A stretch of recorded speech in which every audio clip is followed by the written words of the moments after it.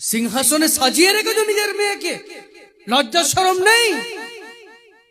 আরে এরকম সিংহাসন সাজানো এ তো যারা দেহ ব্যবসা করে, তারা যে যার রুমের বাইরে দাঁড়িয়ে তারা নিজের শরীরের প্রদর্শন করে, দেখো আমার শরীর কত সুন্দর, আমার দেহ কত সুন্দর, কত রেট লাগাবে লাগাও। আমার মাকে শরীর দেখিয়ে আমি গিফট নেব? আমার স্ত্রীকে আমি সিংহাসনে বসিয়ে মানুষের কাছে গিফট অর্জন করব? আমার বোনকে আমি সিংহাসনে বসিয়ে মানুষের কাছে গিফট নেব? আমার সুন্দর স্ত্রীকে বসিয়েছি, কিছু গিফট দাও, আমি দুনিয়ার বড় ভিখারি? ওর থেকে ভালো ভাই উলুবেড়িয়া স্টেশনে বাটি হাতে 1 ঘন্টা দাঁড়িয়ে যেতে, ওর থেকে কম গুনাহ হতো। ওর থেকে ভালো হতো বাগনান স্টেশনে চাদর বিছিয়ে ভিক্ষা করতে, ওর থেকে কম গুনাহ হতো। কিন্তু এই যে গুনাহ করছে, এই যে গুনাহ করছে, যত মানুষ আমার স্ত্রীকে দেখবে আর তার নজরে আমার স্ত্রী জ্বলে পুড়ে ছাড়কার হবে, যত মানুষ আমার স্ত্রীর দিকে পিপাসিত নজরে তাকাবে, আমার স্ত্রী, আমার বোন, আমার কন্যা সন্তান তাদের পিপাসিত চোখের দ্বারাই জ্বলে পুড়ে ছাড়খার হবে।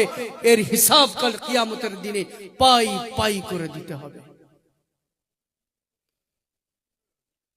কোন ড্রামা চলছে, রিয়ালিটি শো চলছে, সিংহাসন ছাড়া বসানো যাবে না বর্বর। দেখাশোনার নামে বেহায়া, পাঞ্চিনের নামে বেহায়াপনা, বিয়ে বাড়ির নামে বেহায়াপনা, অনিমার নামে বেহায়াপনা, বউ ভাতের নামে বেহায়াপনা, বেহায়াপনা, বেহায়াপনা। আমার বোনকে দেখতে আসবে, আপনার বোনকে আমি দেখতে যাব, আমার পরিবার অমুকের বোনকে দেখতে যাবে, অন্য কারোর পরিবার আমার বোনকে দেখতে আসবে। ইসলাম বলছে যে বিয়ে করবে পুরুষ সে শুধু কন্যাকে দেখবে, আর কারোর দেখা জায়েজ নেই। একবার বাপ আসবে, একবার বুনাইরা আসবে, একবার পাড়ার বন্ধুদেরকে নিয়ে আসবে। কেন? এও কি দেহ ব্যবসার কাটিং চলছে নাকি? পুরো গোষ্ঠী মিলে কেন দেখতে আসবে? ওর বাপও কি বিয়ে করবে নাকি মেয়েটাকে? ওর 4টে বুনাই কি মেয়েটাকে বিয়ে করবে নাকি? ওর বন্ধু বান্ধবরা বিয়ে করবে নাকি? আরে সবাইকে কেন মুখ দেখাতে হবে यार?